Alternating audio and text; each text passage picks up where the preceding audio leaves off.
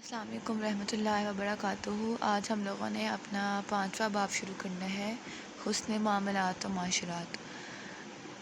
اب ہم لوگوں نے اس کا پہلا چیپٹر شروع کرنا ہے، افعائے عہد۔ افعائے عہد کا کیا مطلب ہوتا ہے؟ افعائے عہد کا مطلب ہوتا ہے وعدہ پورا کرنا۔ چلیں ہم لوگ ریڈنگ سٹارٹ کرتے ہیں۔ یہ بہت امپورٹنٹ ہے اسلام میں وعدہ پورا کرنا۔ جو لوگ وعدہ پورا نہیں کرتے ان کے لیے کیا سخت باتیں ہیں، ریڈنگ کر کے اس کے بارے میں ہم لوگ کچھ پتہ کرتے ہیں۔ بسم اللہ الرحمن الرحیم۔ افعائے عہد دو لفظوں سے مل کر بنا ہے۔ افعا کے معنی پورا کرنا اور عہد کے معنی وعدہ کے ہیں۔ وعدہ پورا کرنے کو افعائے عہد کہتے ہیں۔ اسلام میں وعدے کا مفہوم بہت وسیع ہے۔ ایک مسلمان جب کلمہ طیبہ کا اقرار کرتا ہے تو وہ اللہ تعالیٰ اور اس کے رسول اللہ صلی اللہ علیہ وسلم کے ساتھ عہد کرتا ہے کہ وہ اپنی زندگی اللہ تعالیٰ کے احکامات کی روشنی میں سنت نبوی کی پیروی میں گزارے گا۔ قرآن مجید میں وعدے کی پابندی پر بہت زور دیا گیا ہے۔ اللہ تعالیٰ کا ارشاد ہے، ترجمہ، اور عہد کو پورا کرو، بے شک عہد کے بارے میں پوچھا جائے گا۔ عہد پورا کرنا ایمان والوں کی اہم صفت ہے اور وعدہ خلافی کو منافق کی نشانی قرار دیا گیا ہے۔ جو شخص اپنے وعدوں کا خیال نہیں رکھتا، نبی اکرم صلی اللہ علیہ وسلم کے فرمان کے مطابق وہ دین سے محروم ہے، اور جو شخص وعدے کی پابندی نہیں کرتا اس کا کوئی دین نہیں۔ نبی اکرم صلی اللہ علیہ وسلم ہر حال میں وعدے کی پابندی کرتے تھے۔ صلح حدیبیہ میں کافروں کے ساتھ جو معاہدہ ہوا تھا اس کی ایک شرط یہ تھی کہ صلح کے بعد جو شخص مکہ مکرمہ سے مسلمان ہو کر مدینہ منورہ پہنچے گا اسے واپس کر دیا جائے گا۔ یہ معاہدہ بھی لکھا جا رہا تھا کہ مکہ مکرمہ سے حضرت ابو جندل رضی اللہ عنہ زنجیروں میں جکڑے ہوئے زخمی حالت میں نبی اکرم صلی اللہ علیہ وسلم کے پاس آ گئے۔ مسلمان ان کو اس حال میں دیکھ کر بے چین ہو گئے، لیکن نبی اکرم صلی اللہ علیہ وسلم نے معاہدے کی وجہ سے انہیں واپس کفار کے حوالے کر دیا۔ آپ صلی اللہ علیہ وسلم کی صحابہ کرام کو بھی تاکید فرماتے تھے کہ اپنا وعدہ ہر حال میں پورا کریں۔ نیکسٹ پیج پہ آئیں۔ غزوہ بدر کے موقع پر مسلمانوں کی تعداد کم ہونے کی بنا پر مجاہدین کی سخت ضرورت تھی۔ لڑائی سے پہلے دو صحابہ کرام رضی اللہ عنہ آپ صلی اللہ علیہ وسلم کی خدمت میں حاضر ہوئے اور عرض کیا، اے اللہ تعالیٰ کے رسول صلی اللہ علیہ وسلم، ہم مدینہ منورہ آ رہے تھے کہ رستے میں کافروں نے ہمیں پکڑ لیا اور پھر اس شرط پر رہا کیا کہ ہم لڑائی میں آپ صلی اللہ علیہ وسلم کا ساتھ نہیں دیں گے، لیکن یہ مجبوری کا عہد تھا، ہم کافروں کے خلاف ضرور لڑیں گے۔ آپ صلی اللہ علیہ وسلم نے انہیں جنگ میں حصہ لینے سے روک دیا اور عہد کے پاسداری کا حکم دیا۔ وعدہ خلافی بے حد ناپسندیدہ عمل ہے۔ جو شخص وعدہ پورا نہیں کرتا لوگ اسے جھوٹا سمجھتے ہیں۔ وعدہ خلافی اللہ تعالیٰ کی ناراضگی اور دین کی دنیا میں ذلت و رسوائی کا سبب بنتی ہے۔ وعدے کے مختلف صورتیں ہیں جن میں طے شدہ وقت اور مقام پر پہنچنا، کسی خاص وقت پر کام کرنا اور مقصود مدت میں رقم ادا کرنا وغیرہ شامل ہے۔ اس کے علاوہ ہماری ذمہ داریاں بھی ایک عہد ہیں۔ ڈاکٹر، انجینئر، پولیس، فوجی، صحافی، سیاستدان، علماء، افسر، استاد، جج اور حکمران جب کوئی ذمہ داری لے لیتے ہیں تو گویا اپنی قوم سے وعدہ کر رہے ہوتے ہیں کہ ہم اپنے فرائض نہایت دیانتداری سے ادا کریں گے۔ افعائے عہد کے فوائد۔ وعدہ پورا کرنے سے اللہ تعالیٰ خوش ہوتا ہے۔ افعائے عہد کرنے والے کے لیے آخرت میں بڑے اجر کا وعدہ ہے۔ وعدہ پورا کرنے سے آپس میں یقین اور اعتماد بڑھتا ہے، معاشرے میں عزت بڑھتی ہے۔ وعدہ پورا کرنا زندگی میں کامیابی کی ضمانت ہے۔ بحیثیت طالب علم ہمارا فرض ہے کہ ہم ہمیشہ وعدے کی پابندی کریں، دل لگا کے پڑھیں، وقت کا صحیح استعمال کریں۔ اس باکس میں جو آپ دیکھ رہے ہیں، فرمان مصطفیٰ صلی اللہ علیہ وسلم، منافق کی 3 نشانیاں: جب بات کرے تو جھوٹ بولے، وعدہ کرے تو وعدہ خلافی کرے، اور اس کے پاس امانت دکھوا جائے تو وہ خیانت کرے۔ جس انسان میں یہ 3 خوبیاں پائی جاتی ہیں اس کو منافق کہتے ہیں۔ یہ آپ نے حدیث یاد کر لینی ہے، ایگزام پوائنٹ آف ویو سے نہیں، ویسے ہی یہ بہت امپورٹنٹ حدیث ہے، ٹھیک ہے۔ چلیں ہم لوگ اب آتے ہیں مشرق کی طرف آتے ہیں۔ آپ کا پہلا سوال ہے، افعا کے معنی ہے بدل دینا، پورا کرنا، نیت کرنا، ارادہ کرنا، پورا کرنا۔ عہد کے معنی ہے صبر، درگزر، تحمل، وعدہ۔ نیکسٹ پیج پہ آئیں۔ حدیث مبارک کے مطابق منافق کی 3 نشانیوں میں سے ایک نشانی ہے وعدہ خلافی، چغل خوری، فضول خرچی، فضول گوئی۔ وعدہ خلافی۔ حضرت ابو جندل رضی اللہ عنہ کو کس معاہدے کی وجہ سے مکہ مکرمہ واپس بھیج دیا گیا؟ حلف الفضول، مقاطعہ شبی ابی طالب، صلح حدیبیہ، وصاق مدینہ۔ صلح حدیبیہ۔ افعائے عہد سے آپس میں بڑھتا ہے اختلاف، اعتماد، نفاق، بغض، اعتماد.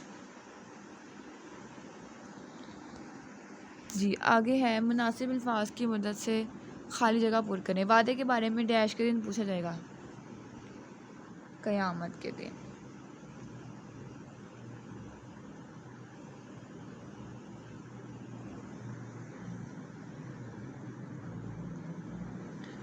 ہماری ذمہ داریاں بھی ایک ڈیش ہیں.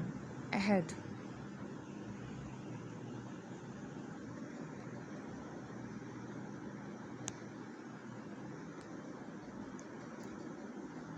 نبی اکرم صلی اللہ علیہ وسلم ہر حال میں ڈیش کی پابندی کرتے تھے. وعدے کی.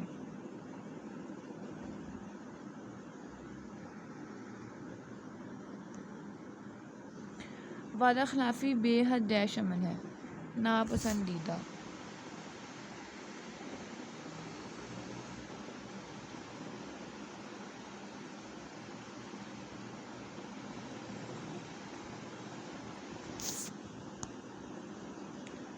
وعدہ خلافی دنیا میں ڈیش کا سبب بنتی ہے. ذلت اور رسوائی. یا سائڈ پہ لکھ دیتی ہوں میں.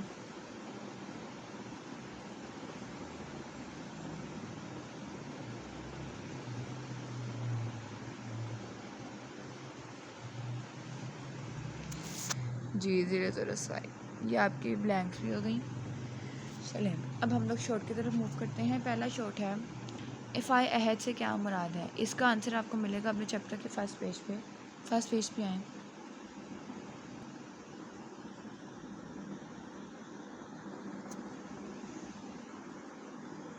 جی یہ لائن پہلی لائن. ٹھیک ہے یہ آپ کی پہلی لائن کس کا آنسر ہے. فرسٹ شارٹ کا آنسر ہے افائے عہد کی ڈیفینیشن. چلیں سیکنڈ پیج پہ آئیں. جی یہاں پر دوسرا شارٹ ہے افائے عہد کے متعلق ایک آیت کا ترجمہ لکھیں. اپنے فرسٹ پیج پہ آئیں. یہ دیکھیں اللہ کا ارشاد ہے. یہ لائن آپ نے لکھ دینی ہے. ٹھیک ہے. اور وعدہ پورا کرو بے شک عہد کے بارے میں پوچھا جائے گا. یہ آپ کا ہو گیا سیکنڈ شارٹ. واپس آئیں اپنے ایکسرسائز والے پیج پر.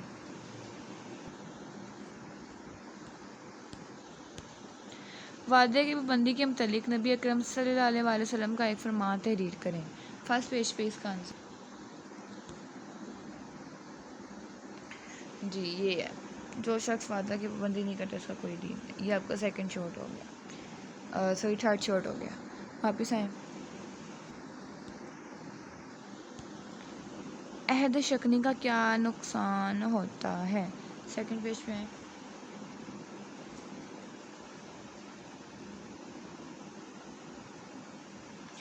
اچھا سب سے پہلے تو بیٹا آپ نے لکھنا ہے عہد شکنی کا مطلب ہوتا ہے وعدہ خلافی کرنا. یہاں سے لے کے یہاں تک پھر آ جائے گا. آپ نے اس سے پہلے ایک لائن لکھ دینی ہے کہ عہد شکنی کا مطلب ہوتا ہے وہ عہد شکنی آپ کو مل جائے گا آپ کے سوال میں سے. عہد شکنی کا مطلب ہوتا ہے یہ لکھا ہوا ہے وعدہ خلافی. وعدہ خلافی کرنا. ٹھیک ہے. وعدہ خلافی کرنا. یہ لکھنے کے بعد آپ نے یہاں سے لے کے یہاں تک یہ لائن لکھ دینی ہے. یہ آپ کے لاسٹ شارٹ کا آنسر ہو گیا. ٹھیک ہے. واپس آئیں اپنے ایکسرسائز پر واپس آئیں. جی یہ دیکھیں یہ لکھا ہوا ہے عہد شکنی. پہلے آپ نے عہد شکنی بتانا ہے کہ کیا ہوتا ہے پھر بتانا ہے کہ اس کا کیا نقصان ہوتا ہے. ٹھیک ہے. چلیں ویری گڈ. آئی ہوپ آپ کو سمجھ آ گیا. اب ہم لوگ پہلے لونگ کی طرف آتے ہیں. پہلا لونگ ہے نبی اکرم صلی اللہ علیہ وسلم کی سیرت سے افائے عہد کا ایک واقعہ تحریر کریں. چلیں آپ اپنے چیپٹر کے فرسٹ پیج پہ آئیں. یہاں پر سب سے پہلے آپ افائے عہد لکھیں اس کی ڈیفینیشن. ٹھیک ہے. اس کے بعد یہ آپ نے کٹ کرنا ہے سارا. یہ لکھنا ہے اللہ تعالیٰ کا ارشاد ہے. سیکنڈ کی تھرڈ شورٹ تھا آپ کا. یہ لکھنا ہے. اس کے بعد آپ نے شروع کرنا ہے یہاں سے لے کر یہاں تک. ڈیفینیشن یہ فرمان پہلا دوسرا شارٹ پھر آپ نے یہ دو پیراگراف ایک پیراگراف بنا کر لکھ دینا. ٹھیک ہے. اکٹھے لکھ دینا. یہ آپ کا فرسٹ لونگ ہو گیا. واپس آئیں اپنے ایکسرسائز پر. جی افائے عہد کی اپنی زندگی میں اہمیت بیان کریں. سیکنڈ پیج اوپن کریں.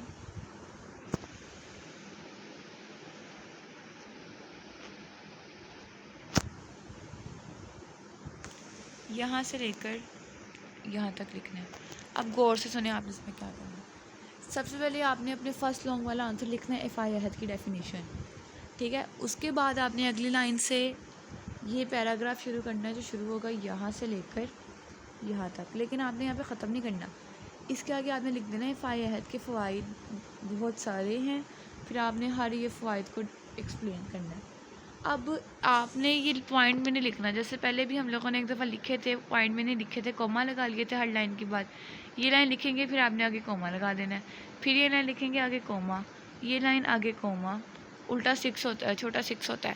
یہ لائن آگے کوما, یہ لائن اور پھر اس کے آگے فل اسٹاپ. تو آپ کا لانگ جو ہے وہ کمپلیٹ ہو جائے گا. غور سے سنیں کیا کرنا ہے. سب سے پہلے افعال عہد کی ڈیفینیشن, پھر یہ پیراگراف, اور یہ پیراگراف ختم نہیں کرنا, اسے کنٹینیو رکھنا ہے اس کے ساتھ, اور یہ سارا لکھ کے پھر آپ نے اپنا پیراگراف ختم کر دینا ہے. ٹھیک ہے. اور اس کو پوائنٹ میں نہیں لکھنا ہے, اس کو آپ نے لائن میں لکھنا ہے پیراگراف کے اندر.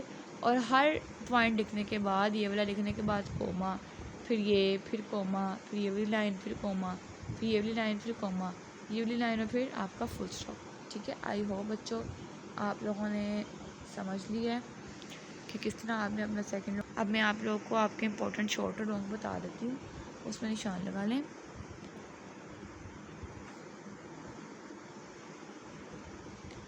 جی یہ 3 آپ کے امپورٹنٹ شارٹ ہیں, اور یہ فرسٹ والا لانگ آپ کا امپورٹنٹ ہے.